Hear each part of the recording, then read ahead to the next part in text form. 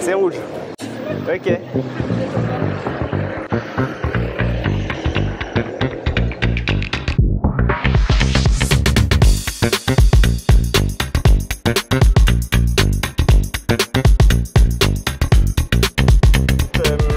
Louvre Ravioli, c'est ce blog que j'ai monté, ouvert il y a maintenant, je sais pas, quelques années, c'était 2015, un peu avant même.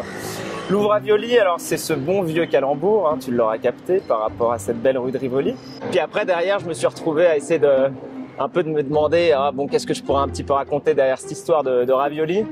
Et puis quand même, j'ai trouvé un truc plus ou moins attiré par les cheveux, tu me diras, mais il y a cette histoire un peu de conserve et de sauce tomate dans Ravioli, tu vois, quelque chose qu'on sort de la conserve. Donc quand on parle de peinture et de conservation et surtout peut-être plus de discours associés à quelque chose d'un petit peu académique, enfin sérieux, mais moi je propose peut-être un discours, une manière d'en causer de façon un petit peu moins académique justement. Aujourd'hui, on me lit essentiellement sur le site de Beaux-Arts Magazine. J'écris des chroniques une fois par mois. En fait, je me penche sur une œuvre en particulier, du Louvre, mais aussi d'Orsay ou d'ailleurs. Et l'idée, c'est que je me pose dessus pendant un mois, que je regarde longuement cette toile, parce que regarder, ça demande du temps.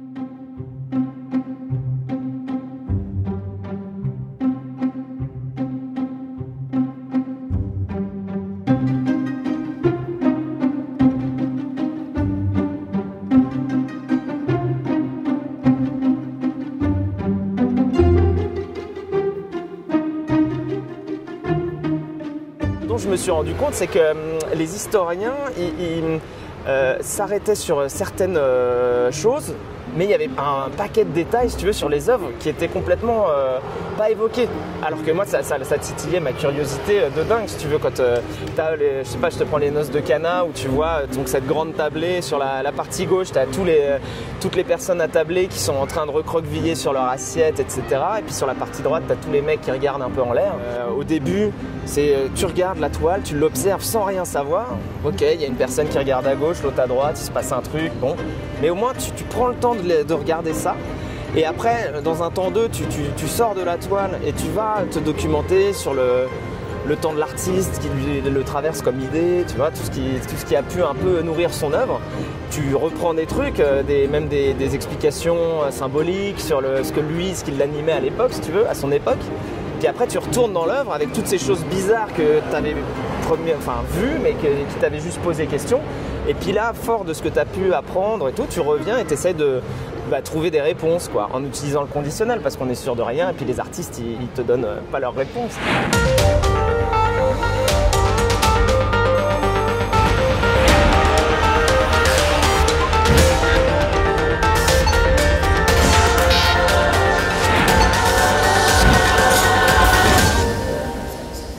Bienvenue chez le prêteur et sa femme. Lui est dans l'ombre, concentré, méticuleux.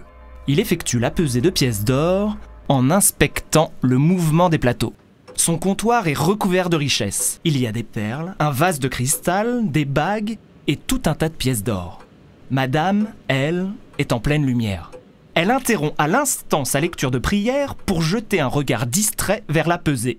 Sur son livre, une vierge à l'enfant, juste à côté d'un agneau. Il y a un sacré souk sur les étagères. Ici, une cruche vide, juste au-dessus des boules de verre. À côté, un plat en étain et une petite pomme. Là, un livre de comptes et une chandelle éteinte. Dehors, 2 personnes papotent. Le bureau du prêteur doit être en centre-ville. Le miroir sur le bureau nous le confirme. Il reflète le clocher d'une cathédrale et une façade à gradins. Un monsieur apparaît en pleine lecture. Il vient sans doute d'apporter les objets de valeur pour récupérer de l'argent. Il n'a pas l'air de faire du tout attention à la pesée. C'est bizarre. Il y a quand même de meilleurs moments pour bouquiner, non ? Quentin Médicis peint la toile en 1514 à Anvers, au lieu du commerce maritime. On y trouve de tout. Laine anglaise, soierie italienne, perles d'Orient, épices du monde entier. Tous les marchands d'Europe débarquent ici avec des pièces plein les poches. Trifolaro de Sicile, penny anglais, écu français, augustal germanique. Avant d'aller faire leurs emplettes, ils passent chez le changeur retirer de la monnaie locale. Celui-là les accueille en dégainant sa balance appelée trébuchet. Il place sur un plateau chaque pièce à vérifier et dispose sur l'autre les poids réglementaires. Si les plateaux sont équilibrés, on dit que la monnaie est trébuchante. Si ce n'est pas le cas, cela signifie qu'un petit vilain a gratté la pièce. D'ailleurs, pour dissimuler leur larcin, certains ajoutent du métal bidon pour regagner le poids d'origine. Sauf que le changeur contrôle aussi la composition d'une pièce en la faisant tomber par terre pour écouter son tintement. Une pièce sera valable si elle est sonnante et trébuchante. Précision importante, tous les prêteurs ne sont pas des enfants de cœur. Certains trafiquent aussi leur poids et leur balance. Mais les souverains les contrôlent. Et les clients s'en méfient. D'autant qu'au fil des années, le changeur devient prêteur. Et comme il fixe lui-même les taux d'intérêt, il peut gagner beaucoup d'argent. La Bible condamne pourtant le prêt à taux d'intérêt abusif, sans donner de chiffres. À chacun de fixer ça en conscience. Pas simple. D'autant que le guide des consciences s'appelle Léon X, un pape plus proche d'un banquier dans sa piscine que de Saint Jérôme dans son désert.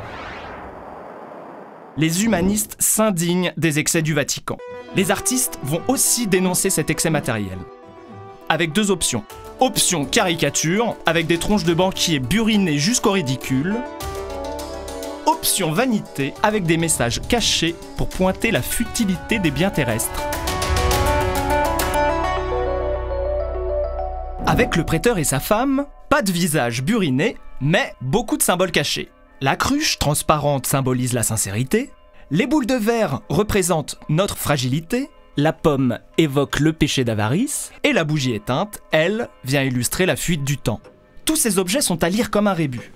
Agis de manière sincère, arrête de cumuler tout plein de choses, ça ne sert à rien, vu que de toute façon, tu vas y passer. En revoyant monsieur à côté de la pomme, on s'interroge. Est-il méticuleux et juste, ou trafique-t-il la pesée? Et que penser de madame?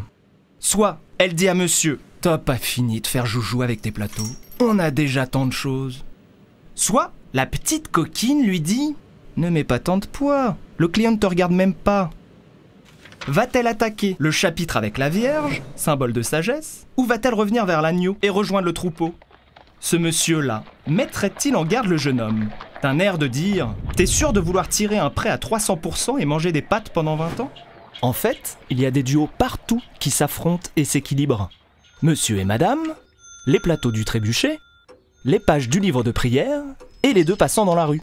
Le solitaire, dans le miroir, fait exception. Mais vu son allure, plus spirituelle que matérielle, pas sûr qu'il soit le client. Mais est-il vraiment venu seul?